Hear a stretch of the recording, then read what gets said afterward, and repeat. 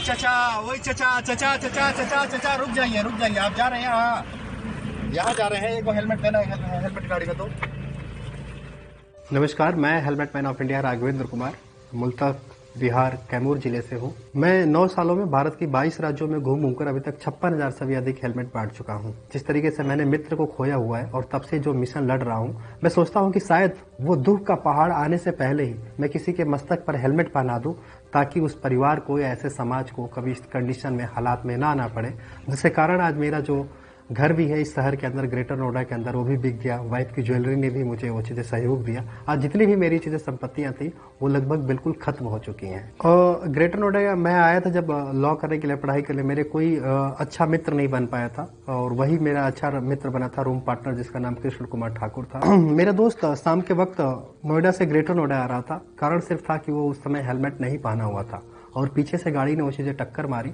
और उसको कहीं नहीं चोट लगा था, सिर्फ सर में लगा था और 2 घंटे तक वैसे सड़क पर तड़पता रहा। कोई हॉस्पिटल ले जाने के लिए नहीं आया। 2 घंटे बाद किसी सज्जन व्यक्ति ने हॉस्पिटल पहुंचाया। उसके बाद जब वेंटिलेटर पे गया, 8 से 9 दिन हॉस्पिटल में फाइट किया, 18 से 19 लाख रुपए लग गए, मगर वो फिर वापस आकर के बात नहीं कर पाया। हमारे लिए एक दुख की घड़ी थी कि मेरा दोस्त सिर्फ एक हेलमेट ना होने की वजह से वो इस दुनिया को अलविदा कर दिया।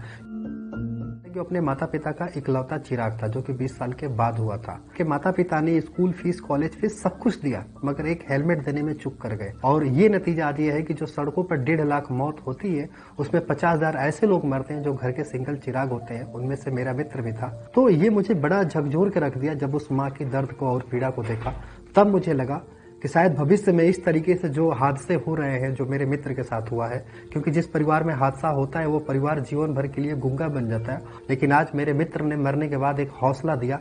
पहली दफा वो मुझे भैया कह करके बोलता था और मेरी हर चीजों को पहले ही आगे रहता था। और हमने एक शपथ भी लिया था कि हम आगे चल करके यहाँ से पढ़ाई छोड़ से बाद कुछ बड़ा कुछ करेंगे। हमारे बहुत सारे ऐसे सपने थे, लेकिन बट वो नहीं हो पाया, क्योंकि उस दुनिया को अलविदा कर दिया, जिसके मुझे आज वो सारे स्टार्टअप्स, जहाँ पे कि एक 26 साल की उम्र में कोई शायद बड़े कुछ अपने सपनों के पीछे भागता है, लेकिन मैं 26 साल की उम्र में दोस्त को खोने के बाद लोगों की जिंदगी बचाने के लिए मैं सड़कों पर उतर चुका था। और आज मैं 9 साल से जो संघर्ष कर रहा हूँ, शायद हमारी देश की सरकार आंखें भी नहीं खोल पा रही है। मेरी तो उम्मीद उस माँ से है जो महामहिम राष्ट्रपति हैं, जिन्होंने अपने पुत्र को एक हेलमेट ना होने की वजह से खो दिया। मुझे खुशी हुई जब वो राष्ट्रपति बनी।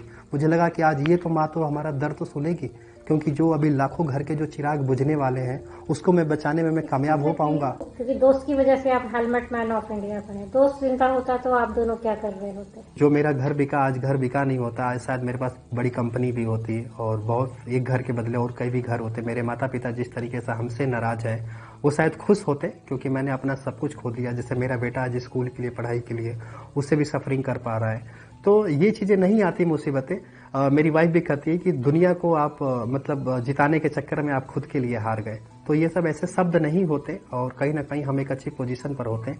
लेकिन शायद ये किस्मत में था कि इस तरीके से मेरे दोस्त का जाना, और मैं कुछ कह नहीं सकता शब्दों में। अब किस्मत का खेल है। मुझे भी नहीं पता था कि मैं हेलमेट मैन ऑफ इंडिया बनूंगा, और आज कहीं ना कहीं उसके जाने के बाद भी ऐसा लगता है कि वो जीवित है और मुझे खुद अकेले दम पर यह हौसला दे रहा है। शुरुआती दौर में तो पुलिस का ही हमें सामना करना पड़ रहा था, कहीं परमिशन नहीं कि भाई भीड़ लग जाएगी, ये भगदड़ मच जाएगी, और बहुत सारे चैलेंजेस, मतलब वो चीज़ें, ताने बाने भी सुनने पड़े। बहुत लोग, मैं वैसे बिहार से हूँ, लोग कई जगह दूसरे राज्य के IPS अधिकारी तक कहे कि वो बिहारी हो, तुम यही चीज़ें कर ही सकते हो और कुछ कर नहीं सकते हो। तो भारत सड़क दुर्घटना मुक्त तभी बनेगा जब 100% साक्षर होगा। उसके लिए मैंने जो लोगों से पुस्तकें लिया, 1400 सुपर लाइब्रेरियाँ हमने बनवाई।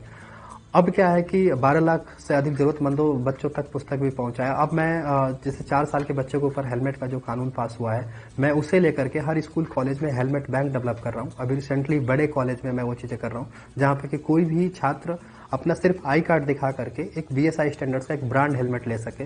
तो मेरा ये रहता है कि हम भारत के अधिक से अधिक लोगों को एक स्मार्ट रोड यूजर बनाओ, ताकि देश की हमारे सड़कें रक्त जो लाल हो रही हैं, उससे वो बच सके। शेयर एंड डाउनलोड करो दिव्य भास्कर ऐप।